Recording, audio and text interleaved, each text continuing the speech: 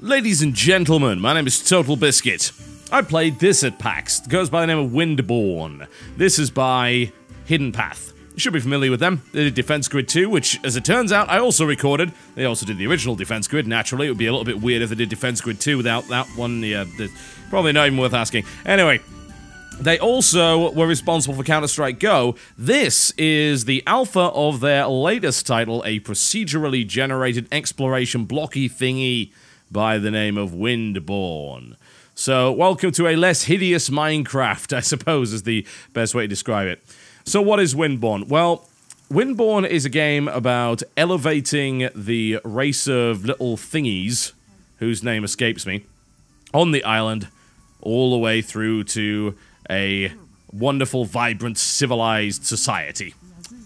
As you can see, he has a light on his head, which is a very handy little piece of evolution, I have to say. Makes very little sense, considering you probably wouldn't need it, but hey.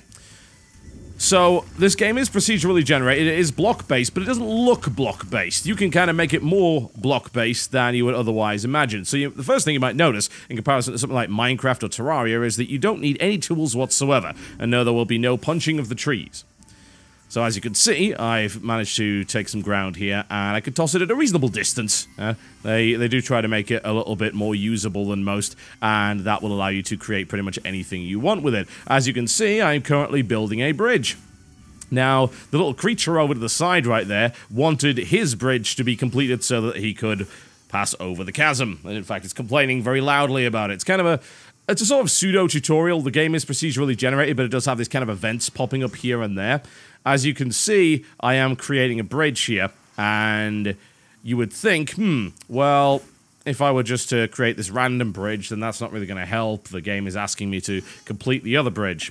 Well, yes, it is trying to get me to do that, but the game's AI, even in the alpha state, does recognize the fact that I've completed the objective regardless. And as you can see, it's going to make his way across there.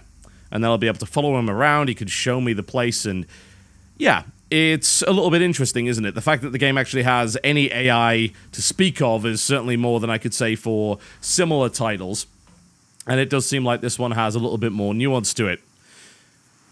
The way the game is designed is that it uses a combination of voxel with these kind of awesome textures, and it does also allow you to shape and smooth out areas regardless of the ability to build or deconstruct in a blocky fashion. So we will be showing that off momentarily here. Bear in mind that what you are seeing is currently an alpha, so there's an awful lot really to be added to it. There's not a lot to currently do in this particular build. Of course, that's something they're going to have to shoot for. Their aim is to create a game whereby you feel the desire to progress by helping the denizens of these various floating islands. It will also be possible for you to abandon your island and generate a new one, and every now and again you may see your old island floating by. I believe this is also how they intend to kind of do the multiplayer. You'll be able to hop over into different worlds and things like that. As you can see, I'm currently mining diamonds or whatever. Now, you can do that with your hands without a tool, yeah? But you will be able to craft upgrades which will allow you to do it faster. Now, I was talking earlier about the ability to kind of shape the landscape. As you can see here, by pressing, I believe it's the middle mouse button, I can actually change the shape of holes and construction items within the world. So instead of it being a block, it could be a slope. I could smooth out pretty much any construction using this, which is nice because it gives you the ability to stick with this really nice block-based system that everybody's very familiar with, but it also allows you to make a world that looks a little bit better. I mean, to claim that, say, Minecraft looked better than Windforge in any capacity is just outlandishly silly, because it very clearly doesn't. Obviously, we're looking at a game with much higher graphical fidelity, but one that doesn't sacrifice that very compelling block-based building that not only made creativity very easy, but it also made it very, very enjoyable. One might say, though, that the graphic style of something like Minecraft is also what gives it character, and that as a direct result, this game kind of lacks it. I think the character of the NPCs is perhaps enough to carry it forward. The world does kind of look a little bit generic, at least in this current state. You know, I'm not impressed by looking at the little floating items above the character's hands, or indeed just the terrain or anything along those lines, even though there are occasionally some rather cool biomes to discover. You'll notice here that we're in kind of a desert or barren land area, just following this NPC around who has essentially been programmed to show us things of interest within the world. There's a herd of something over there. But maybe that's something that the game is going to have to battle. Firstly, the idea that, oh, it's something more than a Minecraft clone, which it most assuredly is. It takes some Minecraft ideas, but it has a completely different emphasis. And secondly, the idea that its graphical style isn't really something that stands out. It's not something that you can really say, yeah, this definitely looks like Windborne, right? It's, you know, it looks good, don't get me wrong, but it doesn't necessarily have that identifying aesthetic. So perhaps the NPCs might be the focus there. That's probably the best idea, frankly, because they are kind of adorable, they're a little bit cute, and as a direct result, perhaps you do wish to elevate them to a higher state of being. Maybe. Now, as you can see, he's actually shown me a map here. This map can be read, and in fact, that's the only way to do it. It doesn't bring up a separate pop-up. You can pick it up and you can drop it on the ground. You can open it up and read it, and that's kind of useful. And this is taking me to sort of a small kind of temple area here, as you can see. Now, I spoke to the dev and asked, well, are you intending to put any kind of combat in the game? It's like, yes, there will actually be combat. It's not necessarily the emphasis of the title, but there will most assuredly be combat within it, which seems pretty interesting, to say the least. I wonder how they'll implement that. I have to imagine it will, for the most part, be magic-based. That appears to be the particular theme of the game. Crafting tools and things like that isn't really relevant. You will be able to get recipes, you will be able to construct things, but they're most likely going to be enchantments or charms or magical items and things like that.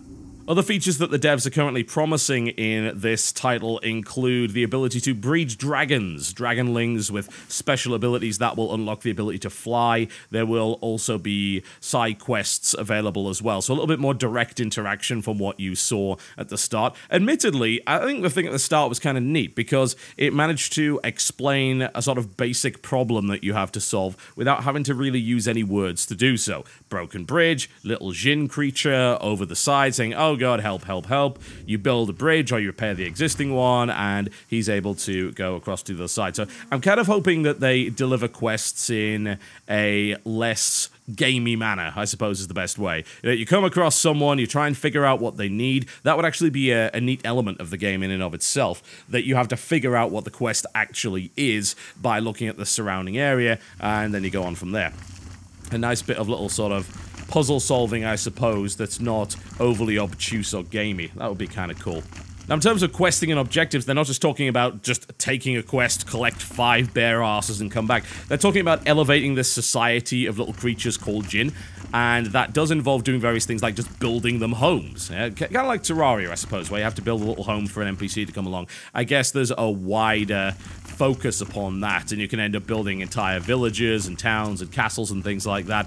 The multiplayer component kind of comes into that as well. It's primarily a single-player game, but you can take your island online, and that will allow you to both work with other people as well as trade with different islands. And it will also allow you to potentially fight them. They're promising an ability to assault a copy of your friend's island to test its defenses. So a little bit of kind of mighty quest for epic loot going on there. You see, I managed to acquire a dragon egg. That's currently not implemented in the game, but these dragon eggs will be able to be raised to actually become dragons and things like that. Now, this game is scheduled to come out in early access in late 2013 for Steam. It is a promising-looking Minecraft-esque sandbox title. I like the fact that they know exactly what they're doing with the objective of the game from the very start, because Minecraft kind of certainly didn't. I don't think anyone would really argue, honestly, that the end game of Minecraft was its strength.